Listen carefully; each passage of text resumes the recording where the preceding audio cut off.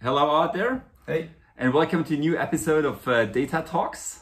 I have a new interview partner today, Claus. Welcome. Hi, Ben. Thanks for taking the time. Claus and I have been colleagues 10 years ago, but that's not the reason for doing that together. Claus is helping many companies across Europe, helping find the right PIM and MDM platforms. But I think it's not only about that, but maybe you can tell the people better, the listeners and followers, what you're doing. Yeah. So hi, Claus Hänle, owner and founder of Listen Consulting. We do plenty of digitalization projects, but most of them in a PIM, MDM product data environment. And they're not only technically, but also very much on organizational and process issues. Our customers range very much from B2B to B2C, but main focus today is B2B. And there we have manufacturers as well as retailers, wholesalers, whatever you think. And then they all share the same issue or challenge, how to handle product data correctly.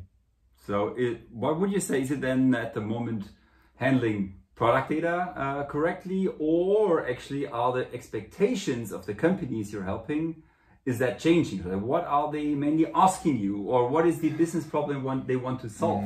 So we have two areas actually. The one group of companies coming and saying, help me to find the right software. Sort of nice. Others come and say, help me to find the right solution and the overall picture for the PIM MDM case. And honestly, although some companies are only looking for a new software, their issue is mostly bigger. Because they have an organizational issue, they have a omni-channel, multi-channel issue. What do they want to do with their product data? Trigger is heavily product data, because to be digitalized in your sales channels, product data is the core. That's the new fuel, as everybody knows, and many of the people talk about. Without product data, it just doesn't work. Yeah, okay, I think hopefully that is already obvious for most of the people. You cannot sell online without having the right products.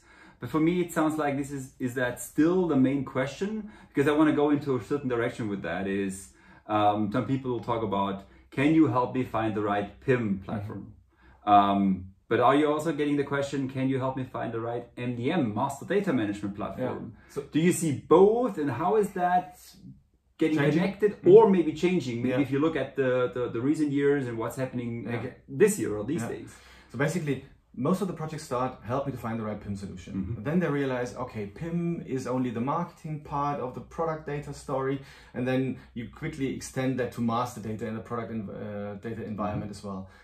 The second you have a wider scope in the discussion, people realize, okay, maybe I should handle my customers differently, or maybe I should handle my suppliers differently.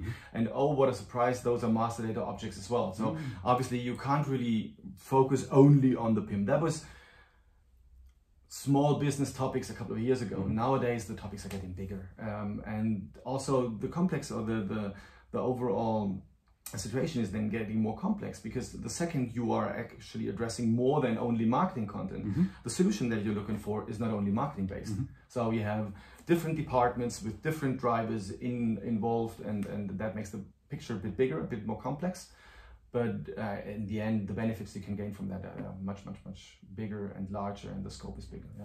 So that means you have clearly observed that the companies you're working with are actually seeing the bigger wider picture. Not only looking at the product data, really looking at connecting the dots. Yeah, exactly. Take kind of the power of that. Right? So looking into potential software solutions. Mostly it is like, let's do PIM first. We have a product data issue. But if that solution that we are, after a selection process, are buying is capable of handling more than product information, that's perfect. Once we go into the implementation projects, mostly the PIM topic is the stuff that needs to be implemented first, because the pressure is the highest and the benefits are the biggest. But they would like to make sure that the platform that they are buying is capable of extending or being extended to other domains, as we call it.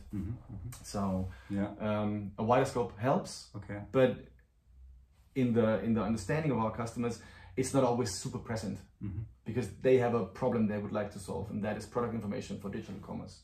Yeah, so, because it's maybe a very concrete department, exactly, right? And they have to solve a problem, and they maybe don't care about the bigger picture. It's exactly other people. I mean that's exactly the case. Why are they now investing into new software? Because they have a pain. Yeah, change starts with the recognition of the necessity. And when do you recognize that something is necessary? If it hurts, either if there's a monster benefit behind it, but mainly it's if something hurts, and if something hurts, then something is to be solved there. Yeah, sometimes it could be then very simple, right, to understand that there is a problem. Exactly. So often the PIM selection or software selection is sort of the hope that the new software will solve that problem, well knowing that the pure software itself will not solve the problem long term. And that actually is the big change that is happening, thank goodness, and we are supporting our customers to do that, to consider to use the software selection itself as a starting point on the digital transformation in a product data or data environment, where obviously very few projects started with an organizational issue in the beginning, but almost none of the projects ended up with only buying software. So there are new processes in there. There are organizational changes required. There might be new roles. And obviously, if you're going onto a journey, you don't have the full scope. It's not possible to have the complete concept in the beginning. And the old waterfall stuff doesn't work anymore because business is too fast. So you have to be agile enough. You have to be extendable with the scope. And that's something that actually also reflects on the software selection. I mean, don't buy a solution that helps you today. Because you know that the MDM or PIM journey takes the next 10, 15, 20, whatever years. And we as consultants don't know what will happen in 10 years. We just don't know. We just know, be aware of the flexibility that is required and the adaptiveness that within the organization or within the software. I think you made a very, very good point. I think that's something I will definitely remember, is preparing for the unknown. Exactly. Because there might be a new thing coming in the business of one of your companies, a new competitor, a new assortment, a new business model, merger is super painful. You don't know, right, what comes down, so you have to be flexible to adopt to that. So so you're helping companies to find right platforms. So is there a certain process, or how do you get there, right? What are the criteria? Can you give us an orientation? What are the criteria? What is the process to do all that? So basically, what we do is we offer S, M, and L software selection projects. The S is really just feature. What do I need? And tick off the features, which is something that I do not prefer, because I think the picture is bigger. But when we do a proper software selection, we actually start with the business model of the company, of your company, then to understand what are the digital drivers and what are the effects that you can actually solve with better product data. Based on that, we derive certain strategic areas or strategic service area. Generally, we consider PIM as a service, provide proper best-in-class product data to whoever wants it.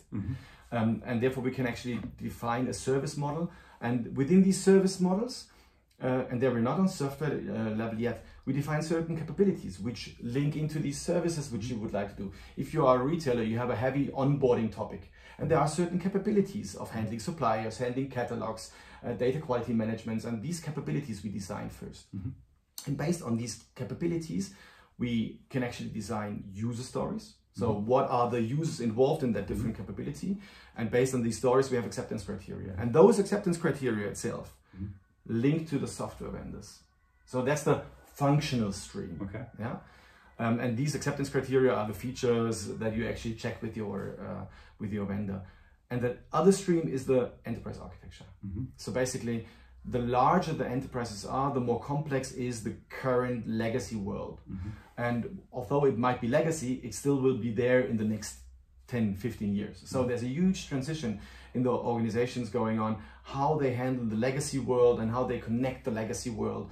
And obviously, that is huge. The topic is huge, the complexity is huge, a lot of interface, interaction, integration topics which need to be solved. And when we look at the software, it's not just buy a new software and here it is and install it and everything is ready. It's not the case. The larger enterprises, They will have to have interactions with other systems, a lot of data flowing back and forth. So enterprise architecture and the required governance is the second stream. And in there, obviously, the whole infrastructure plays a huge role there as well. So what is the IT strategy behind it? Yeah, some companies do have that. Okay. Some others need help to have something like that. A vision, where it is going.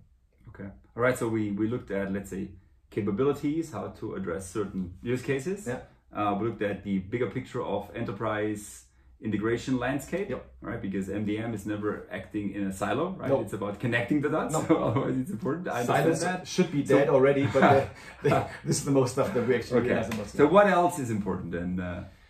Technology-wise, looking at the software, so the complete feature richness or feature completeness. I had a software vendor lately said, "Well, we are feature complete. Thank you very much," and most likely he sort of is, but not necessarily is, because you don't know what is coming. So, however, the level of feature readiness or feature completeness of the different software vendors is increasing heavily. So, on a pure feature basis, it's very hard to make the distinction between what software is right and what is not. Because feature-wise, everything can be developed, and most of the vendors have a very rich set of features already. So it goes beyond the pure feature. Something that we see at the moment is on the architecture side, cloud readiness, which is heavy. Many companies follow that trend and say, my future solution needs to be cloud ready. Some of them know what it means. Some of them are following the buzzwords. So there you have to be quite careful with what you demand from software vendors, and also be quite careful to look at what they offer. Yeah, because I'm cloud ready doesn't necessarily mean that I'm cloud ready. We all know that there are different cloud readiness levels, let me put it this way. But also on the customer side, I mean, even if you look at the legacy world and they say, yeah, we put everything into the cloud, what does that mean? Yeah, so there's some nice complexity built in there, and that we normally consider on the technical stream quite heavily. Yeah. So I guess there is a side which is non-technical, right? Yeah. So we're looking at that. What are then the criteria on that area? Yeah. So basically, the non-technical criteria are very much people business. So at the end of the day, buying a software is not it. You have to implement it and you have to run it, and therefore people interact with each other. Meaning that buying procedures go through people, decision procedures are with people, implementation projects are with people, and therefore that match of the, let's say, software vendor and the implementation partner against the buying company, it has to be there. So projects are people business, and therefore the companies have to connect to each other. Trust has to be created within a short period of time. And also, let's say, a service quality has to be achieved. I'm a strong follower of looking at the quality of the offer that you get from your software vendor. If this is just mainstream blah blah and nothing individual put on your level as a company where you would like to have a solution for yourself, you don't want to buy off the rack, and you want to buy something that fits to you, and that is a lot of times reflected in the offer and the communication that you have. Lots of blah blah in that selection process normally rejects customers and say, well, if this is how the projects run, I'm not sure. And the sad thing is that the time frame where a software vendor can actually prove that he's trustworthy, and whether the companies really fit to each other is super small. So in the normal sales pitch, it's almost not possible. But normally when we do vendor selections, we have a phase where we have a shortlisted list of companies which then are really connected or compared to each other. And there, these soft factors are important, because at the end of the day, you have people from marketing sitting there, from IT, from purchasing, from product management or whatever, category management, whoever is involved at the customer side. And they want to see somebody on the other side of the table reflecting their needs and building trust. And that is at least 20 to 30% of the decision process, to get the right people on board, to have that be just. And that's, if I'm right, that's probably something you cannot really measure by criteria. Or well, we try to measure it. We have some criteria, which is quality of the offer, knowledgeable or the knowledge of the topic of these particular parties, so vendors plus implementation partners. And maybe also the industry or so? What role does that play? Or the use case, exactly. say retail versus CPG or banking and experience so on? helps. So what they always demand is that you don't start or your project should be the first in line to try something out. Yeah. So basically the more experience is there, the better it is. However, be realistic. I mean, how obvious or how well can you be guaranteed that the people who did the one project will be on your project? Yeah. So it's always it's probably sometimes unrealistic in my experience. Yes. But for sure it is about, I think you said the right word, winning the trust. Exactly. That there's the ability to do that. Yeah. We've done that before. We speak the language. We understand you. Yeah. Okay. So is there more to know, right? What about kind of? I think you mentioned at the beginning the overall change management, which comes with that. Yeah. Is that already being part of such a vendor selection, or is that happening in parallel? Parallel streams. You have parallel streams. So normally in an ideal world, you have a stream of requirements management, change management, initiation, concepting work, which is possibly on our side, and you have a parallel stream where you do the rough requirements into a RFP document at the end of the day to start the RFP process. And in an ideal world, we really are supporting that transition on a long-term basis, and the software selection is sort of a process that starts, gets done, and is interrupted by the selection of the right vendor. The challenge is to get all the knowledge that you have gained in that early phase into an implementation project. So that is something that we would like to support as well, and some companies do it themselves because they have the right people on board. If not so, but it's important to take all that knowledge that you gained and bring it into the implementation project. So that you really can initiate the change. I mean, if we work with our customers, we are in there 2-3 months, and people tend to trust us. And that always helps then in case during the implementation. We do not do implementations ourselves, so therefore we are really neutral. And some companies have a huge benefit if there's somebody in between business IT on the company side and vendor and software implementation partner to build that bridge on a long-term basis. So that's something that might help as well. I think this is a very good summary actually, because I'm also looking a bit at the timing. We have already reached our 15-minute time frame. So thank you very much, Claus, for your time. Thanks for having me. You guess how to find him if you need some advice, and see you next time. Take care. Thank you. Goodbye.